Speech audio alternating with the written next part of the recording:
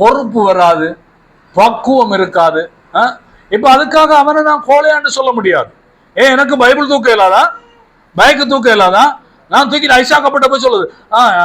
ஐசாக்கப்பட்ட யாரு இது? இந்த கோழையா? எவனும் சொல்லக்கூடாது கோழையாண்டு. அல்லேலூயா. உடன் பிறந்த என் சகோதரன்.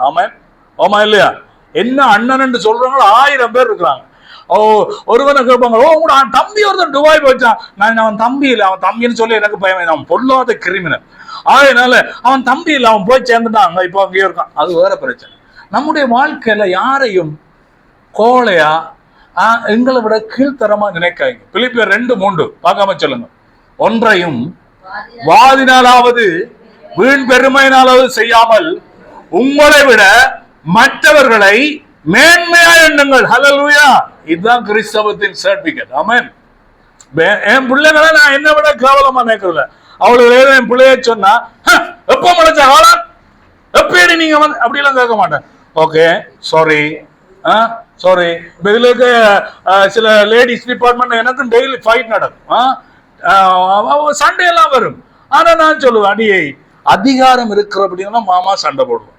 குடும்பி அரப்பணும்னு சொல்லிருக்கேன் சிலருக்கு. ஏன்னா எங்க பிள்ளைகள் நல்லா இருக்கணும். அல்லேலூயா. இப்ப பாருங்க, 6வது பிள்ளை விட்டா கண்டிப்பா கடவுளுக்கு என் பிள்ளைகள் நல்லா இருக்கணும். அல்லேலூயா. அந்த ஊழியத்தை தான் காயு செய்தார்.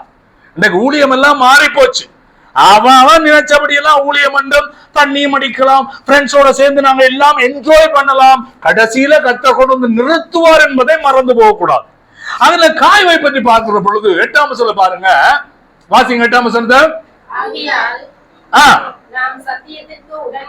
சத்தியத்திற்கு எங்க நிக்கிறீங்க புள்ள? உடன் வேலையாள். அல்லேலூயா. என்னத்துக்கு உடன் வேலையாள்? வேதத்துக்கு உடன் வேலையாட்களாய் நாங்கள் மாற கர்த்தர் நம்மை அழைத்திருக்கிறார். ஆமென் சொல்லுங்க. சிலர் பாசருக்கு உடன் வேலையாட்களா இருப்பார்கள், அந்த ஊழியம் தேவையில்லை. சிலர் பாசருக்கு மற்றவர்களை போட்டு கொடுத்து இடம் பிடிப்பார்கள், இடம் ஒரு நாளைக்கு இல்லாம போகும். கவனம்.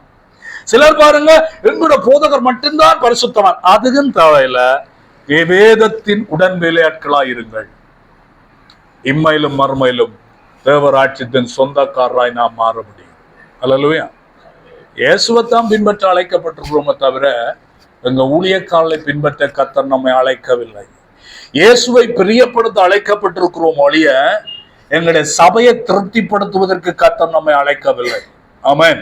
பாருங்க, யோவான் அழகா சொல்ல, காயு சத்தியத்துக்கு உடன்வேலையா இருப்பதற்கு அளவு அவரை கட்டி எழுப்பின ஒரு தேவ மனுஷன். ஆகையால் சத்தியத்துக்கு உடன்வேலையாட்களாய் இருக்கும்படி நீ அவர்களை அப்படிப்பட்டவர்களை சேர்த்துக் கொள்ள கடனாளிகளாய் இருக்கிறோம். அல்லேலூயா. சத்தியத்துக்கு உடன்வேலையாட்களா என்ன? எதை செய்தாலும் வேதத்தின்படி ஆராய்ந்து பார்த்து செய்ய பழகுங்கள், உங்கள் வாழ்க்கை நல்லா இருக்கும். ஆமென் சொல்லுங்க. போனகளும் ஒருவர் பிரசங்கம் பண்ணுகிறார். எப்படி தெரியுமா? நீ வந்து தசமம் அதெல்லாம் கொட்டினால் கர்த்தரும் குடும்பத்துல பணங்களை கொட்டுவார். இது கள்ள உபதேசம். விளங்குதான்?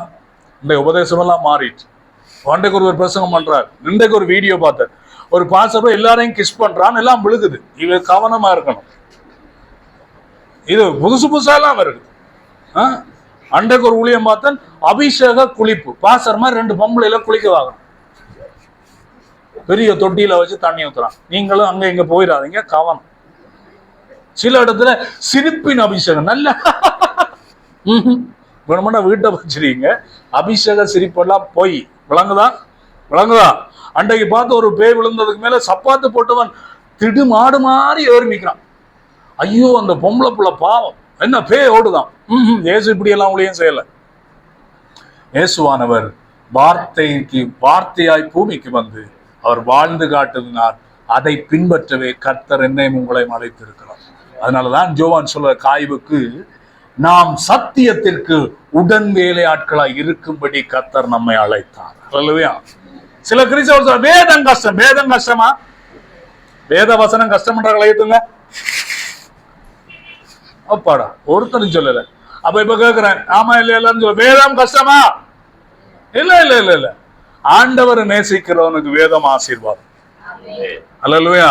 உலகத்தை நேசிக்கிறவனுக்கு வேத வசனம் கடிக்கும், இடிக்கும், பிடிக்கும், குத்தும். அவன் சரியான கிறிஸ்தவனா வர முடியாது.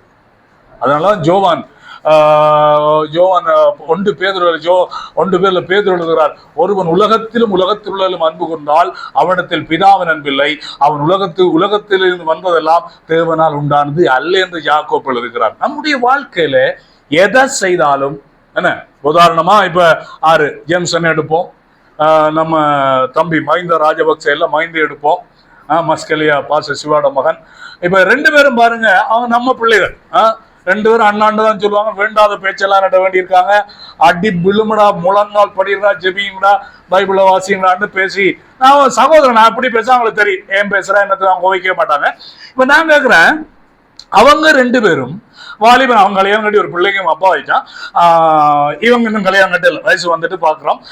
அதனால இப்ப இவங்க 2 பேரும் பாருங்க வசனத்தோடு நடந்து, இவங்க 2 பேரையும் பார்த்து இப்ப அரப்பலாங்க சொல்லுவாங்க, ஓ நீங்க தானே எம்சன் அண்ணா, நீங்க தானே எம்சன் இப்படி மாத்தினீங்க, ஓ நான் சொன்னேன், நான் மாத்தலப்பா, அவன் இயேசுவை நம்பினான்டா, அவன் நல்லா இருக்க, நீ நம்படா, ஆமாண்ணாடு தலையை தொலைஞ்சிட்டு போனவங்களும் இருக்கிறாங்க. அப்ப பாருங்க, இவன் மகிந்த அவன் முந்தி வித்தியாசமா இருந்தா, இப்ப அவன் கடவுளோட ஒரு ஊழியக்காரனா இருக்கிறான். இப்ப பார்த்தா என்ன சொல்லுவாங்க, ஓ அவங்க கிறிஸ்தவங்க. அதுதான் எங்களுடைய நாளாந்த வாழ்க்கையிலே நம்முடைய பழக்க வழக்கமும் செயற்பாடுகளும் வேதத்தின் அடிப்படையிலே நடைபெறுவது, வழக்கமாய் மாறுவதுதான் வேதத்தின் உடன் வேலையாட்கள் என்பதை மறந்து போய்விடக் கூடாது. ஆமென். சிலர் உடன் வேலையாட்கள் நினைக்கிறாங்க, பாசருக்கு பேக்கு தூக்குறது. நம்ம அனுரஜனாதிபதியே, அடே நீங்க ஒருத்தர் கதவு திறக்க தேவையில்ல, நான் திறக்கிறேன்னு நம்ம ஆளு கதவு திறந்தே போறார். ஆமென். ஆமா இல்லையா? இல்ல முந்தைய ஆக்கலண்டா கதவு திறக்கிறதுக்கு 6-7 பேர் வேணும், அவையில பின்னால போறது 12 பேர் வேணும். நம்ம ஆளு சோட்ஸ் அடிச்சென்று மக்கள் மத்தியில பாருங்க, நம்ம ஒரு உலக தலைவனே இப்படி செய்வாரா இருந்தால், ஆண்டவருடைய பிள்ளை என்று சொல்லுகிற நானும் நீங்களும் ஒவ்வைகளை செய்ய வேண்டும். ஜோவான் எழுதுகிறார், நாம் சத்தியத்திற்கு உடன் வேலையாட்களோ தவிர உலகத்துக்கு ஒத்த வேஷம் தரிக்கிறவர்கள் இல்லை. அல்லேலூயா. எதை செய்தாலும் கர்த்தருடைய வார்த்தையின்படி வாழுகிற பொழுது அதை போல ஒரு ஆசீர்வாதம் எங்கேயுமே இல்லை. ஆமா இல்லையா? அப்பா நானும் அப்பா நேற்று பேசுகிற பொழுது சொன்னோம், எது எப்படி இல்லாட்டியும் கர்த்தருடைய கிருபை நம்மோடு இருக்கிறது, நாம் வார்த்தையோடு வாழுவோம், கர்த்தர் நம்மை கைவிட மாட்டார். அல்லேலூயா. ஆண்டவருக்காக இழந்தவர்கள் எவரும் தரித்திரரானது கிடையாது. ஆகையினாலே இன்றைக்கு நம்முடைய வாழ்க்கையில எவ்வளவு பிரச்சனை வந்தாலும் நாம் என்ன செய்யணும்? சத்தியத்தின் உடன் வேலையாளர் இருக்கணுமே தவிர மனிதர்களுடைய உடன் வேலையாட்களாய் மாறிவிட கூடாது. உலகத்தின் உடன் வேலையாட்களாய் மாறிவிட கூடாது. உலகத்தில் உள்ள இச்சைகளின் வேலையாட்களாய் மாறிவிட கூடாது. விளங்குதான்? நீங்க டிக்டாக் பயன்படுத்த எந்த பிள்ளையும் ஒருத்தி அண்டை பார்த்து போட்டிருக்கோம், அண்டை விசாரணை இருக்கு, டிக்டாக்ல 6 நாள் பாருங்க. நானும் டிக்டாக்ல இருக்கிற எல்லா டொக்கிலும் இருக்கிறேன், ஆனா வசனத்தை தவிர ஏன் படமே வராது. ஆமா இல்லையா? பார்த்து இருக்கிறீங்களா?